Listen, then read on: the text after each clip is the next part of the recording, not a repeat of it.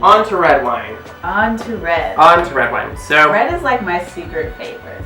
Your secret favorite? Yeah. Well, it doesn't have to be so much of a secret. It's not a secret. Yeah, it's not a secret anymore. We're going to start off with Lone Birch Syrah. So this is coming out of Washington State. Washington State is another one of those places that if you have not been trying wines from Washington State, red wines from Washington State. So you're giving us the exclusive. You're missing out, yes. The other one was Oregon?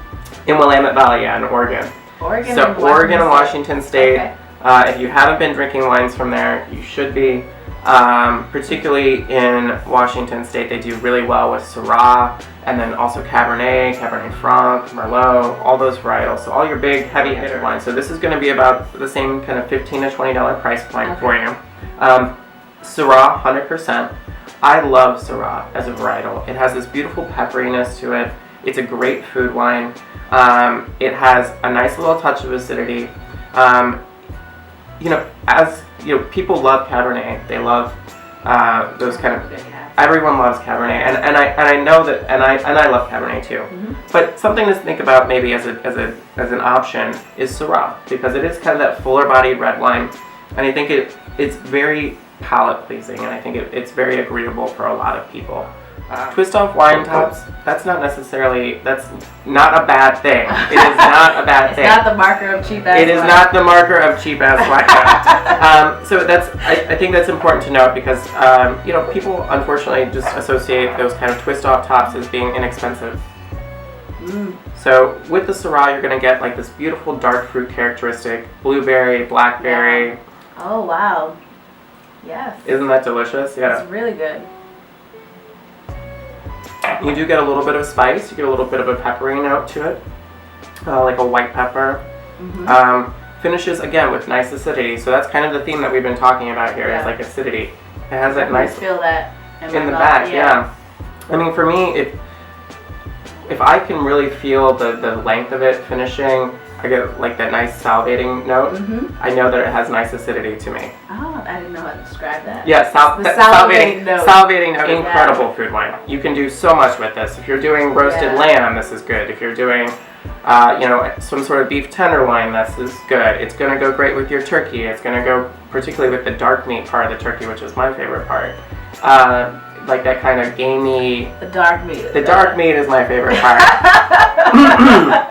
When people are using, more people are buying those kind of heritage turkey birds that have a little bit more of that game. They do have a little gamier flavor to them. Syrah goes great with kind of those gamey poultry. So duck in this is fabulous. I mean, Syrah it's a great, very versatile red wine that you can pair with so much. It's not overbearing. Sometimes a cab is like, it's a meal, Absolutely, yes. Sometimes cabs can be a little, like they're a meal unto themselves. Yeah. And the tannic structure can be a little bit aggressive, and you have to decant it. And not that you don't sometimes have to decant some Syrahs, but this one is ready to go right out of the bottle. Just, And good value. What is the price point for this? The price point is going to be about $15 to $20. Okay. So I would say, about $15 to $20 is what you want to spend for a good Syrah, particularly from Washington State. And keep an eye out. I mean, not just for this one, but Washington State Syrah is fabulous stuff. It's very good.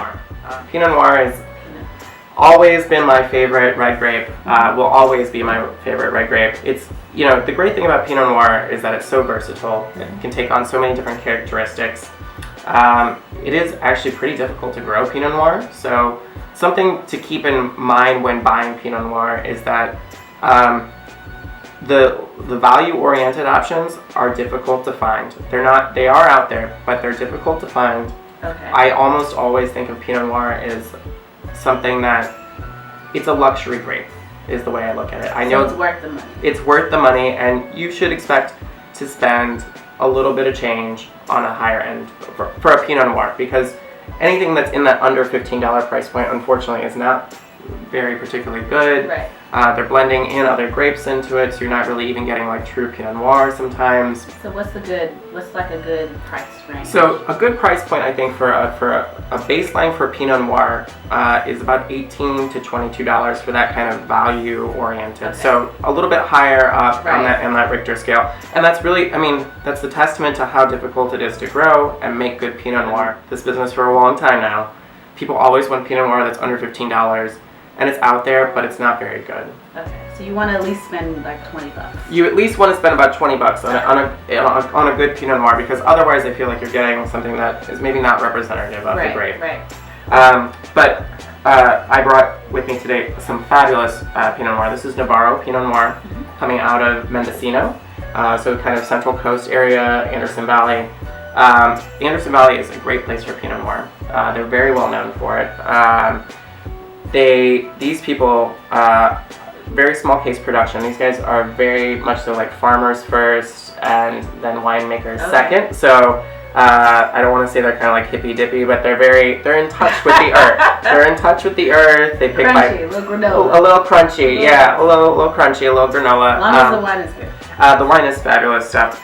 This is their Pinot Noir method ancien, so it's made in a traditional method. So they're using native yeasts, which is really cool. They're not, they're really just kind of letting the wine speak for itself and do its own thing. Okay. So this is going to be on a price point that is a touch higher. So you're going to be looking to spend about $50 for this bottle. Okay. About $40 to $50, depending on where you're getting it from. If you have somebody that is a wine kind of connoisseur, or someone that is really kind of up and up on their wine, Navarro is somebody that you can bring them, and it has they will appreciate it. And it has it is a lot of substantiality to them. So, so on the nose, in comparison to the very bright, yeah. In comparison to the Syrah, you're getting a little bit more of that red fruit quality, more cherry and raspberry. Yeah, definitely. Oh.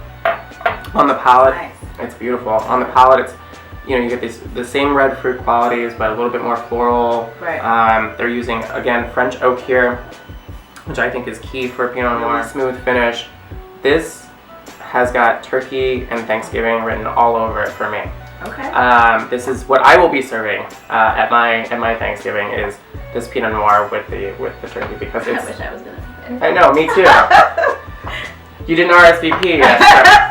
So, no. You gotta fight with my mom. Yeah. When I feel like, having tasted from cheap to very expensive, this tastes like something that someone who, like you said, drinks wine would appreciate. Yeah, I mean, for the wine connoisseur, Pinot Noir is something that is always. Because it is so difficult to grow, Pinot Noir is it's an interesting grape to bring to wine connoisseurs, because it is kind of difficult, and people that understand wine understand how difficult it is. So that makes this an even better gift. Absolutely. Because it's, like you said, they don't have a lot of these grapes, and yes, buying quality is maybe harder to find. Yes. So this would be a really impressive gift for someone who would appreciate it. For your wine lovers, absolutely. So this is not something you would recommend for someone who just drinks wine but doesn't really care as much. No, yeah, I mean, at that price point, I mean, let's be honest. I have two different types of circles of friends, right? And I have the circle of friends that I bring out one wine for. That is the value-oriented, value-driven wine. It's good, but it's not like it. Yes, exactly. Yeah. And then I have my close circle of friends that, do appreciate wine in a higher level, and that's when I bring out the kind of higher stuff. It's also a good thing to ask as well when you go to the wine shop. I'm going to a dinner, my family, they're not really big drinkers, so I'm going to a dinner where they're, wine connoisseurs. So bring me something that, they would appreciate. Absolutely. I mean, I think when you're going to a wine shop, the three criteria, these are kind of three criteria that I always have asked people when they ask me, what should I get? Okay. First and foremost, price point. How much do you want to spend? That is, you need to decide that, because it gives us a baseline for us to say, okay, let's work from that. Narrow down the options. And then, of course, red or white wine, that's kind of a basic question, but you do, which one do you want to showcase to these people? And then, have some idea of, if you can get some idea of what they generally enjoy. If they generally enjoy Malbec, or if they generally like Cabernet, if you can fit those three criteria of price point and flavor profile and varietal, then I have no doubt that any small independent wine shop will be able to point you in the right direction to the right bottle of wine. Stores or your bigger box stores that do have they have loads of inexpensive wine, and we're all, everybody is trying to drink lots of wine for as little money as possible, myself included. Yes. Cheers to that.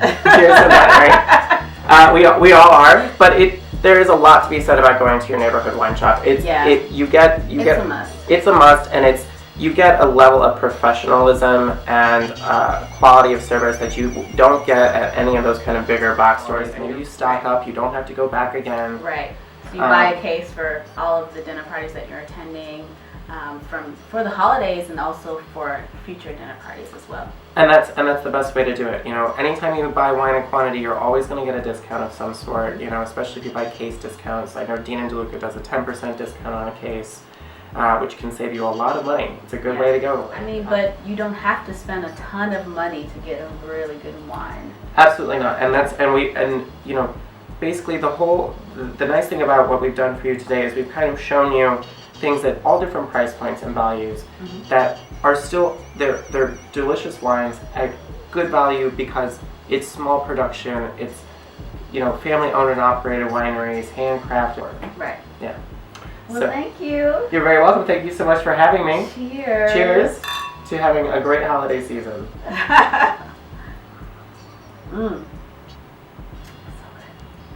This rosé is popping. It's on fleek.